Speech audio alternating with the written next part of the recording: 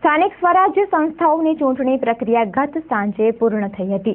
સમગ્ર કચ્છમાં અમુક સ્થળોને બાદ કરતા શાંતિપૂર્વક મતદાન પૂર્ણ થતા વહીવટી તંત્ર દ્વારા ચૂંટણી બાદ મતદાન અંગેની ગણતરીઓ કરવામાં આવી હતી.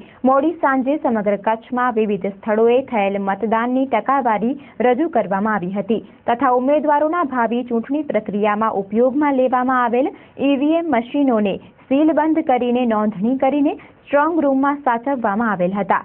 ઉલ્લેખનીય બાબત છે કે સમગ્ર કચ્છની 4 નગરપાલિકાઓનું સરેરાશ મતદાન 54.91%, 10 તાલુકા પંચાયતોનું સરેરાશ મતદાન 75.78% અને જિલ્લા પંચાયતનું મતદાન 65.36% નોંધાયું હતું. તારીખ 2 ડિસેમ્બરના રોજ મતગણતરી પ્રક્રિયા હાથ ધરાશે, તેથી ઉમેદવારો પણ આ દિવસની રાહ જોઈ રહ્યા છે. દરમિયાન મતદાન પ્રક્રિયા અંગે ચૂંટણી અધિકારી શ્રી શીતલબેને ચંચળ ન્યૂઝ સાથે વાત કરી હતી. ગઈકાલે 29 તારીખે સમગ્ર ગુજરાતમાં મતદાનનો દિવસ હતો. કચ્છ જિલ્લામાં પણ ખૂબ જ ઉમળકાભેર સારી એવી સંખ્યામાં મતદારોએ મતદાન કર્યું છે. સૌપ્રથમ આપણે નગરપાલિકાની વાત કરીએ તો ભુજ, માંડવી, અંજાર અને ગાંધીધામનું કુલ મતદાન 54.91% જેવું થયું છે. કુલ પુરુષ એમાં 56.49% છે, સ્ત્રી આપણા કુલ 53.15% છે. એમ મળીને કુલ 54.91% જેટલું સરેરાશ મતદાન નગરપાલિકા વિસ્તારમાં થયું છે. અને એવી જ રીતે આપણે તાલુકા પંચાયતની વાત કરીએ તો આપણી 10 તાલુકા પંચાયતમાં કુલ 66.99% પુરુષનું મતદાન છે, 64.45% સ્ત્રીનું મતદાન છે. એમ કુલ સરેરાશ આપણી 75.78% જેટલું મતદાન થયું છે.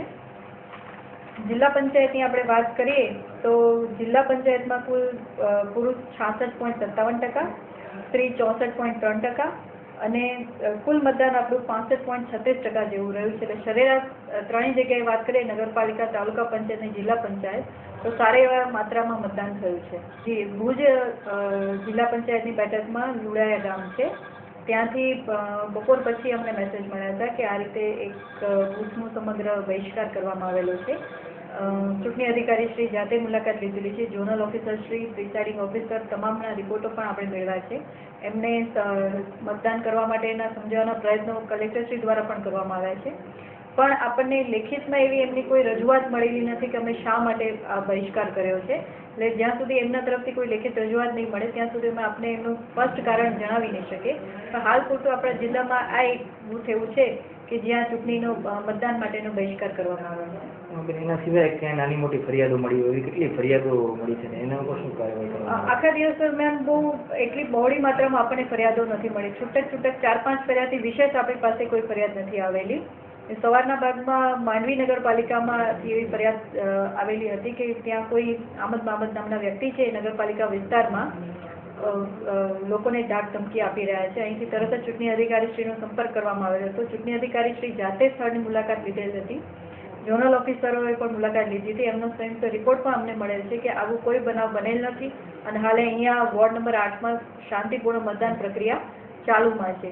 એવી જ રીતે એક રાપર તાલુકામાં ધાણિયાળી ગામ કોઈ કલ્પેશ ગોસ્વામી નામના વ્યક્તિ ધાક ધમકી આપી રહ્યા છે મતદારોને, એવી ફરિયાદ મળેલી હતી. જે અનુસંધાને ચૂંટણી અધિકારી શ્રી રાપર જાતે જ સ્થળ મુલાકાત લીધેલ હતી અને એમનો લેખિત રિપોર્ટ પણ અત્રે મળેલ છે કે આવો કોઈ પ્રસંગ બનેલ નથી, આ નામની કોઈ વ્યક્તિ અહીંયા છે નહીં અને મતદાન જે પ્રક્રિયા છે સંપૂર્ણપણે શાંતિમય રીતે ચાલી રહ્યું છે. એ રીતે આપણે પોલિંગ ડેની વ્યવસ્થા કરેલી હતી. એ જ રીતે મતદાનની પણ વ્યવસ્થિત રીતે વ્યવસ્થા કરેલ છે.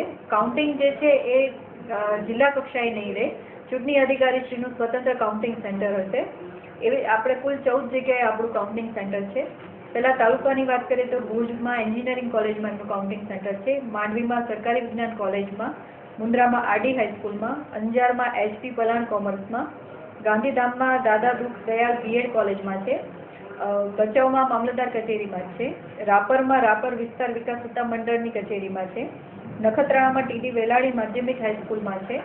તેવી જ રીતે અબડાસામાં રાજ્ય અનામત પોલીસ દળના રેસિડેન્શિયલ એન્ડ ટ્રેનિંગ સેન્ટરમાં કાઉન્ટિંગ સેન્ટર છે, લખપતમાં PM લીંબાણી પાટીદાર સ્કૂલમાં છે. અને નગરપાલિકા વિસ્તાર પૂરતો વાત કરીએ તો ભુજ નગરપાલિકાનું લાલન કોલેજમાં, માંડવી નગરપાલિકા વિસ્તારનું સરકારી સાયન્સ કોલેજમાં, અંજાર નગરપાલિકા વિસ્તારનું KKM ગર્લ્સ હાઈસ્કૂલમાં અને ગાંધીધામ નગરપાલિકાનું મૈત્રી કન્યા વિદ્યાલયમાં કાઉન્ટિંગ સેન્ટર રાખવામાં આવેલું છે. અને તમામ ચૂંટણી અધિકારીશ્રીઓએ એમની કાઉન્ટિંગની વ્યવસ્થા પૂર્ણ કરેલ છે. આવતીકાલે તમામ ચૂંટણી અધિકારીશ્રી એમના કાઉન્ટિંગનો જે સ્ટાફ છે એમને તાલીમ પણ આપવામાં આવશે, જેથી બીજી તારીખે જે આપણું કાઉન્ટિંગ છે એ વિના વિઘ્ને અને કોઈ પણ જાતની ગેરસમજણ વગર શાંતિથી ટેકનિકલી જે નિયમો છે એને ધ્યાનમાં રાખીને સમગ્ર પ્રક્રિયા પૂર્ણ થાય.